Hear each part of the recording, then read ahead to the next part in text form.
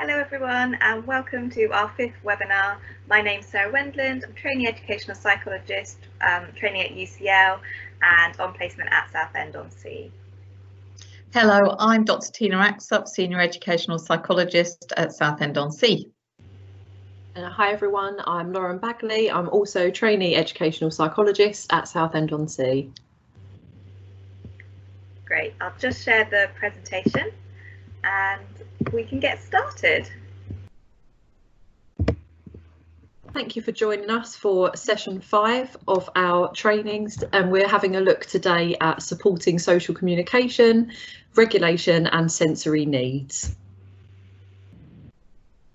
Okay, so some aims of the session today. As I said, we're going to have a think about some practical strategies and some ideas to manage self-regulation difficulties and other challenges that we discussed in the previous sessions. And we're going to just have a think about some different ideas that we can think of. So as you've probably gathered from the other sessions that we've been going through, we keep coming back to this idea that everything we talk about is relationship based. Everything is underpinned by those safe relationships that are really so important to feeling safe. And when we're feeling safe, we're able to use some of these strategies and make use of things that are helpful to us. So this was just to reiterate that really. And as we're thinking about the different strategies that we're talking about today, much of it is very play-based, very relationship-based, and so much of the strategies, really what's underneath them is letting the child know that you're there for them, you're alongside them, and you're helping with that interaction to regulate their emotions. And so as we have here, it's tuning into that child, and it might be that as you're doing some of these activities or you're using some of these strategies with children, you're expressing what they might be feeling. So that might be giving them that emotional vocabulary, helping them label what they might be feeling as you play the game or as you use the strategy. And it can also be wondering how they might be feeling and what strategy they might like to use to manage that. So for example, we have here, I wonder if that's making you feel a bit worried, and then it might be, what can we do to help you feel calmer? And as we have here at the bottom, as you'll all know by this point, this is very much based on the PACE, so the playfulness, acceptance, curiosity and empathy model. And this is very much, all of these things that we're talking about is underpinned by those principles, being playful and helping the child to feel safe. So it was just to reiterate that again as we go through. Yeah, and it is possible to use various different approaches of the same model with different age groups. So there are, for instance, THERAPLAY activities you can do with adolescents. It's not just because we're talking about play, we're not necessarily talking about young children. Play is something that happens all the way through life. And we're also thinking about your feelings and how you can reflect on how you're doing within that relationship with the child or young person. Yeah, so as we've already sort of talked about, we're thinking about the relationship underpinning things and how we can support young people and children to self-regulate and manage different things. And the first aspect we're thinking about is this sort of managing adrenaline, excitement, the rise and fall of emotions, because the rise and fall is very natural and it happens with all different emotions, and we need to be taught and to have opportunities to practice what this feels like and how we can come down after an excitement or after a rise in an emotion. And great ways to do this is through play. So some of the ideas that are down here are things like using parachute games, so you can see it, so you can even mimic it, but you can have those moments where things get exciting. If you're rolling balls around, they're getting close, you feel excited, and then the balls roll away and you have that moment of calm, and you can interact that with children and young people in different games through parachute games. And this is quite often used in sort of primary age children, and you can even do it when they're older, in adolescence. As Tina said, you know, these things do go across all age ranges, because we always need practice at doing these skills. some nice ones you can do with preschool children is think about different nursery rhymes which already have those aspects in them, so round and round the garden. And again, if you're working with children who have been adopted or who are in foster care, this also brings in that sort of touch aspect, which is a really important part of developing a relationship and building a bond together as well. So it brings in other parts of creating that relationship, which we've already said is so important to all of the aspects that we're talking about today. And as Lauren already said, it really is about sort of noticing, recognising, labelling and co-regulating with the child or young person initially, so they can then learn to build these skills themselves through having you model them as adults. They learn the skills and then they can later on hopefully develop that into their own self-regulation skills and understand the feelings that come with it and have the language to describe that if they do need support in the future. Yeah, I think it's an important thing you said there about excitement, because often we think about regulation around anger and upsetting events, whereas children who struggle with regulation, any heightened emotion, they can struggle to come down from. So sometimes they may get overexcited or overstimulated and then burst into tears or have a meltdown because they can't handle that level. And with the parachutes, you'll see on the picture that there's quite a few children in that circle. Some children won't manage that bigger group, and there is a lovely activity where you could get a piece of lycra material and just play one-to-one with a partner, firstly with an adult and then introducing another child, putting the ball on the lycra and making it go up and down. So all these things can be adapted to where the child's at. Yeah, thank you, Tina. Another really nice one is blowing a balloon between two people as well. That's a really nice engaging activity, which can be one person, two persons, multiple people, as you say, adapting it to the age and developmental stage of the child and young person. Yeah, and often these games can be used to encourage looking at the other person. We might not be suggesting eye contact, but certainly looking at the other person's face. So you might hold the balloon or the ball at kind of just above the chest level to encourage the child to look at the ball and look towards someone's face, because children with ASD might be struggling with that. Yeah. And so we've had a think about managing excitement and how we might manage those feelings, and just to move on slightly and think about some relaxation techniques and some calming strategies, how to manage maybe feeling quite anxious and tense as well. So we're going to have a look at some breathing techniques, some regulating foods, and some calming activities, and as Sarah and Tina have introduced, having a look at some THERAPLAY activities for that interaction as well. Okay, so first up we have breathing techniques, and these are just some very simple techniques that you can use, as we've said, with young children. It can be adapted for very young children right the way through to teenagers, and actually I find these really helpful myself as well, so useful for adults too. Something that we all really notice sometimes when we're working with children and young people who are quite tense and feeling quite stressed and anxious is that their breathing can be quite rapid, and sometimes you'll probably notice in yourself that when you're feeling quite anxious and quite tense, you tend to breathe in sharply and breathe everything in. So this technique is really thinking about lengthening that breath, which can have a very calming effect. So it is simply thinking about, as we're breathing in, making sure that our chest expands as fully as we can and taking that time to lengthen the breath.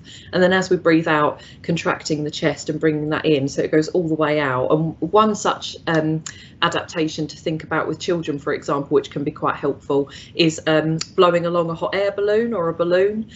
So encouraging that long breath out and lengthening that breath can just be a really easy way to adapt this breathing technique. And it sounds simple, but it's something that takes a little bit of practice. So things that we can do to practice lengthening that breath through adapting these different activities is always great to do, and can be really helpful. Just something you can do that nobody knows you're doing, and it can really help to just bring you down and calm. And it's something you can do with the child as well. You can try doing it together and mirroring each other. So there's lots that you can do within just this small activity. Yeah, you might notice actually you are mirroring the child anyway when the child gets upset and they're doing chest breathing, very short, shallow breaths. And because we would naturally pick up on somebody that we're close to, and often mirror and mimic their actions, including the breathing, we can then go into the kind of longer breath. And I quite like the analogy of filling a glass of water and then emptying it. So you would fill it through the chest into your belly until it's full, and then gradually empty it, obviously in your mind. And the Relax Kids is a great website to have a look at for things like putting a teddy bear on the belly to rock the teddy to sleep for young children. And this is just another one again. Sometimes if the concept of chest breathing maybe is not working so well or is not so suited, we can also think in the same way about breathing right down in the stomach, and it's the same technique as we inhale, bringing the stomach right out. And that always makes me think of very young children or babies when they're very content and asleep, and we see their stomachs come right out as they breathe in and then contract in as they exhale the breath out in that nice lovely long length when they're really relaxed. So this is just another, as we say, another adaptation, another way of thinking of it. And to have a look at some of these breathing techniques in more detail, there's an excellent link along the bottom here by our colleague Nicole, who goes into some more detail about the rationale behind these breathing techniques and can give you some more demonstrations and some more ideas there. So have a look at that if you're interested. It's really helpful. Yeah, and we know that if you make a longer out breath, it is more calming. So if you do a long inhale and then a slightly longer or a lot longer exhale, that can help with calming. And that's just a lovely, simple, and as Lauren says, discreet strategy that can be done without anybody knowing. And Nicole's got some really great visualizations and different types of breathing that are adjusted for children. So it's really worth a look at that. Yeah, really recommend those. They're really good. So moving on to have a look at THERAPLAY activities. As we've mentioned, as we've been talking, these can just be really simple, fun activities that don't feel like strategies. They feel like little games to do with children. And again, as we say, these can be adapted right the way up to adolescence, and they're just something fun to do. They bring in that relationship element, that interaction with the child or the young person, and they can be different ways of those children getting that sensory feedback that we were talking about, if that's what they're seeking. And there can also be some that are very calming as well. So they're a really great list of activities that are really helpful. These are just a few examples here at the side, but you'll see there is a link where you can go and have a look. There's many activities to have a look at. And I think these bullet points at the side here are really just the kind of important part about THERAPLAY. It's an animated, fun activity. The child enjoys it, and it really helps with this relationship and that interaction. The adult can express awe at what the child is doing, and it's not competitive. The idea is not to win the game or who did better in the game. It's just about being together in that activity and enjoying that moment. And it's important that the challenges are quite simple and quite easily achievable, because this can really help the child or the young person to feel successful within the activity. And as we've said, that can really help with that interaction. They're feeling successful, they're enjoying the activity, and it's just a great way to get that sensory feedback, to get that mirroring and that interaction. You know, you're down on the child's level if that's appropriate while you're doing these games. And as we can see here, there's lots of different things we can do. So the making a wrap can be very good for those children that like deep pressure and like to feel quite tightly hugged. So that can be good for that. We've got the pretend face paint, which is a lovely one that can help encourage a bit of mirroring and a bit of interaction in a gentle way that's not as threatening.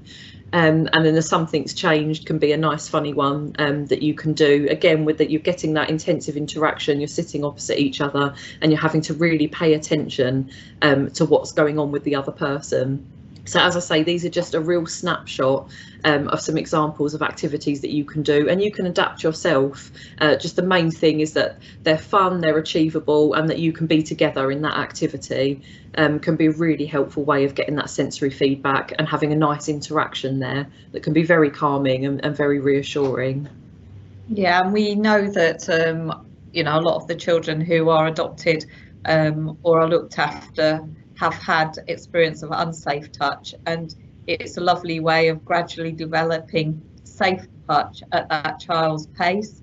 And with some children you may need a professional, a social worker or someone to support with that, but this is how we can support children with co-regulation, building that relationship, as Lauren said, but also helping them develop self-regulation eventually after they've experienced that co-regulation with a safe adult.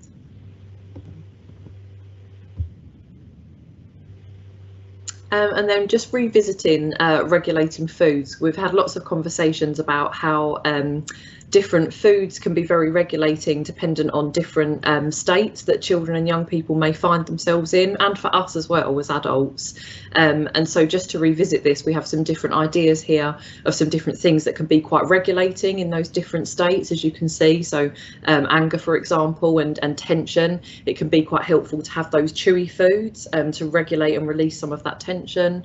And then I just wanted to pick up on the grounding foods here, which may be particularly useful for children, as we've been talking about, that may have experienced some trauma, may have experienced some difficult early experiences and may feel quite dysregulated. These grounding foods can be very calming, can bring that feeling of nurture and comfort, as we know we use food for comfort ourselves as adults. And so there's just some ideas here of slow release carbohydrates, for example. Porridge oats is a really good one.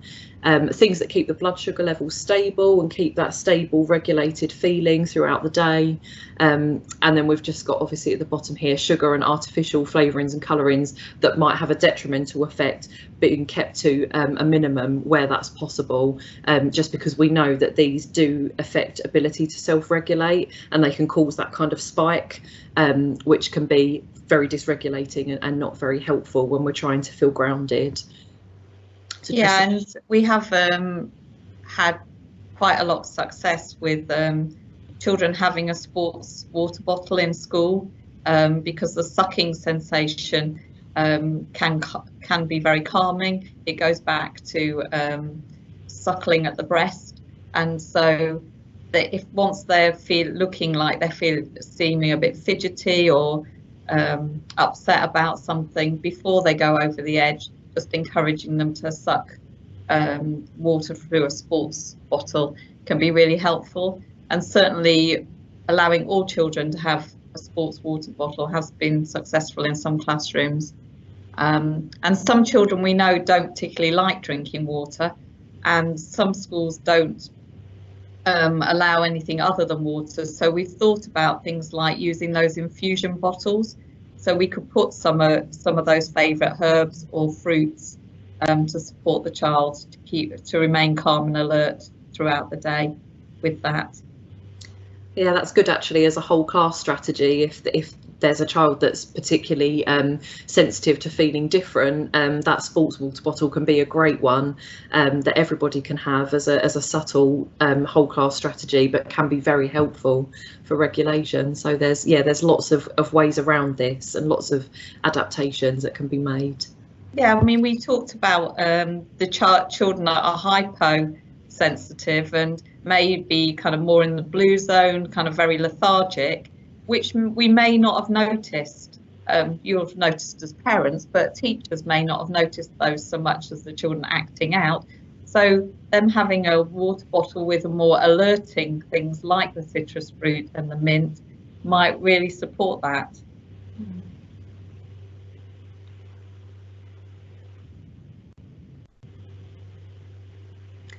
And then just to move on, thinking about how we can support social skills, because we know this is something that comes up a lot of the time, and lots of our children that have difficulties with regulating also have difficulties in those social situations, navigating those.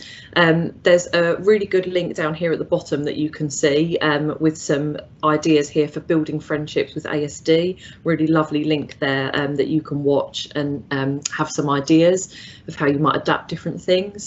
And really, again, this is very much what we've been talking about the whole way through. Lots of these things are to model different relationships, different interactions that perhaps our children maybe missed out in their early experiences, didn't get that chance to develop these skills, or it may be that these skills did not develop naturally in the way that we would expect. And so we need to do some modelling and some examples of how to navigate these social situations for our children.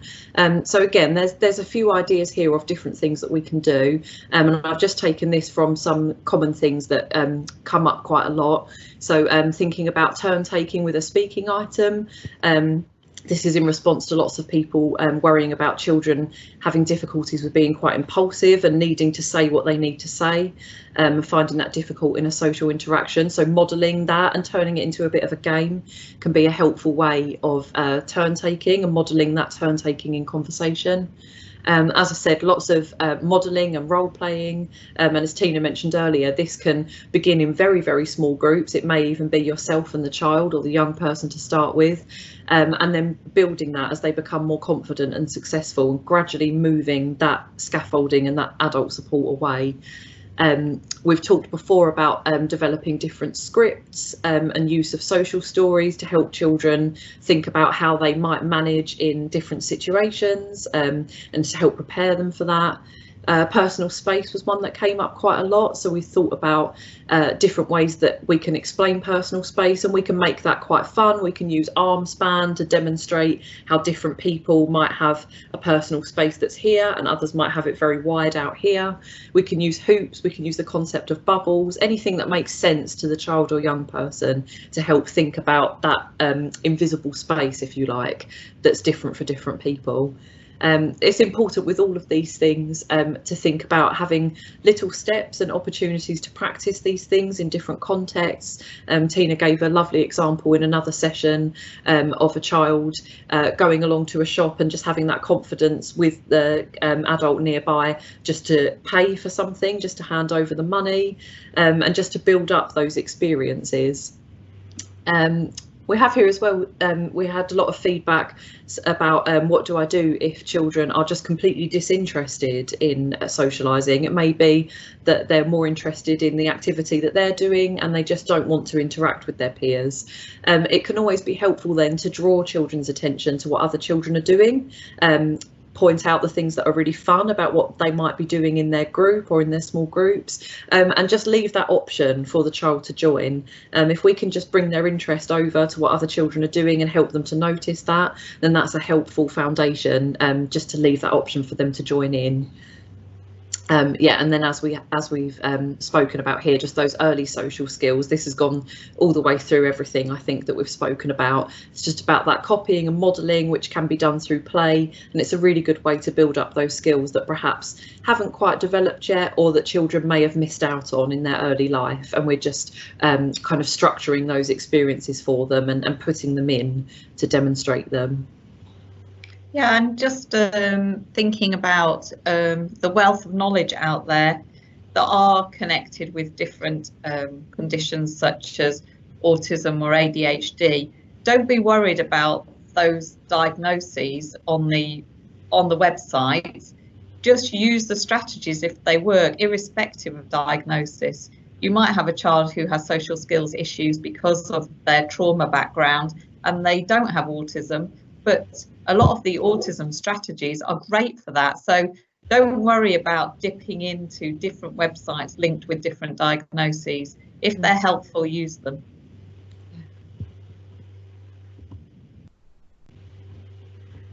So now thinking about developing our attention and focus, and like with the social skills, it really is about opportunities to practice and to think about when they are concentrating. So really, if you know that they really enjoy a particular activity, making a comment on that and saying things like, oh, I know you were really interested in that and you managed to play with that for quite some time, you know, really praising and noticing when they are concentrating, because often these young children and these young people might actually just be aware of the times that they're not focusing, because that's when they're getting the attention and they're being interacted with, but actually making sure when they are engaging, we're giving them the attention as well, so they understand the difference between concentrating and not concentrating, because that can be quite a difficult construct to really understand. As adults, we know what we mean when we say they're concentrating, but for a child that's a very different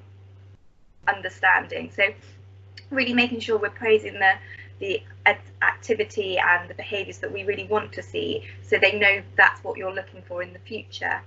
And then you can use all sorts of different things which are on the slide to help that. So things like having visual timetables so they know what's going on, using timers or countdowns depending on what they are interested in. I worked with this lovely young boy who loved rockets, so we had a timer that had a big explosion at the end, and he knew as soon as the explosion went off, that was the end of that activity. And it worked really well because it used his special interest with an activity that he didn't necessarily want to engage in as much.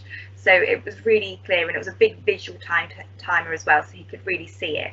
So really thinking about using, it might be a couple of these strategies at once, but honing into that individual child really and making it work for them. And as Tina said, you know, it might be that these strategies might be listed as for a child who has a particular diagnosis, but if they work for your child, then they work for your child. There's no need to worry about where they've come from, because it really is about that relationship, that understanding and working together as a team to make the situation the best it can be. And thinking about the sort of game aspect of developing attention and focus, there's games called barrier games, which are really simple ideas which you typically work in pairs, but could be in a bigger group on a game where you are giving instructions and receiving instructions to create a picture or a model or something together. And it helps develop social skills, because you've got the listening, the giving of the instructions, as well as attention and focus, because it might be that you start off with a really small task and you can build the task into longer ones and ones with more complex instructions. And at the bottom of the slide, there's a link to a webinar all about barrier games and how they can be used, adapted and engaging for a variety of age ranges and developmental stages as well. But I think really when we're thinking about attention and focus, it is thinking about what are they struggling with, how can we support that, where are their strengths, and what can we use to help them in those situations, which is what we've been talking about all the way through these webinars. It really is about that underneath the iceberg, what is affecting and what is accounting for towards the difficulty that you're seeing at the top. So I don't know if there's anything else anyone wants to say about that. Okay, great. So I think we're going to move on now to think a little bit about sensory play. So we talked quite a bit about sensory needs last time, and thinking about how they can impact on our regulation and what we enjoy, and we can introduce sensory play in lots of different aspects of a child's curriculum or what you do at home, and especially if we know that if we've worked out their sensory profile and we know if there's any that happen to be particularly calming for a young child or particularly alerting, depending on what we want. And some of the THERAPLAY activities, which Lauren's already discussed, are really good at building this in. But as the slide shows, you know, there's lots of different ways you can incorporate this into it. So it could be that you think about having a mini trampoline at home, you know, so you've got your bouncing, your spinning, you've got those games and activities which you know they will enjoy and they can engage in, and you might schedule that into your day. So it might be that, you know, after lunch they're often quite tired and you actually would like them to be a bit more alerting, so you can be like, after lunch, once our food's digest, we then have a bounce for 5 minutes on the trampoline.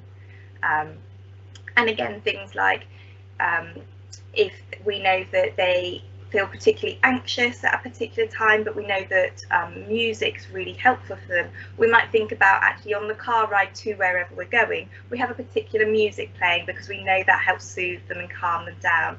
So it's thinking about those little parts of the day where you can introduce these sensory aspects into their everyday life. So it's not a one-off, it really does become part of the routine and something that they get used to, and you can start identifying that we do this because we know it helps, and we like to do this because this is going to support you in this at this time as well. So there's lots of different ideas about, and that this really is just a few on the slide, and you can find different ones if you Google things, or if you just trial and error, but try to do things one at a time, because obviously if you introduce too much at one time, you won't be sure which is having the impact and which might not be having the impact that we desire. So trying things one at a time to really get a good idea of what's supporting at that time, really.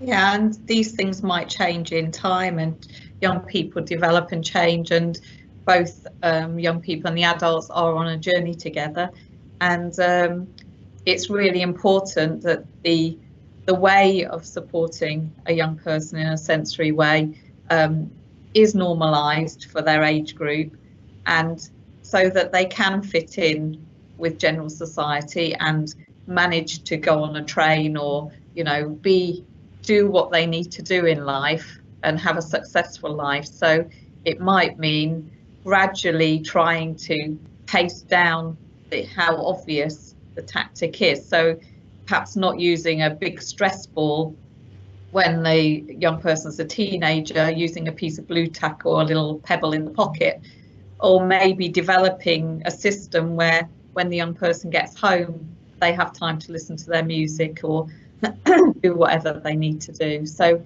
it is really important for safety as much as anything that young person is able to gradually develop or be helped to develop their strategies in an age appropriate way.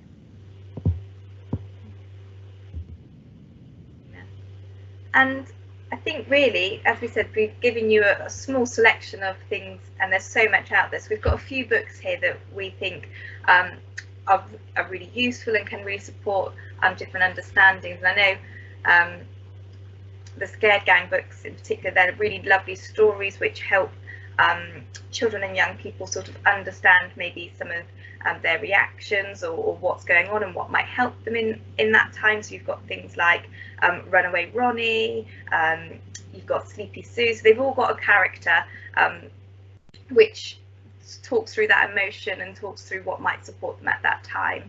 And then there's also these two other books as well, which sort of thinks about the sensory aspects and self-regulation strategies that might support your child or young person. And I think two other ones as well. So there's the Sensory Smarts website, which has got some great sensory checklists, both for adults and children, for you to explore your own sensory profiles and the children you work with profiles, and see if they match or see if there's any conflict between them, so you can sort of identify that early on and where you might struggle or where you might actually be able to really enjoy the activities which you both are engaged in would enjoy. And then we've also got our Southend Educational Psychology website, which has got lots of useful resources on there for parents, for young people, for teachers, and it's all free on there. And also our phone lines advertised there too, and also our EP outreach webinars as well, which are on our YouTube channel, and there is so many on there. There is so many great webinars, and again, they're all free. Please have a look at them, see what might take your interest, because there really is a wealth of knowledge out there at the moment for you to have a look at. And that's it. So thank you ever so much for listening. It's been really great sharing all this information with you. Yes, thank you. Thank you.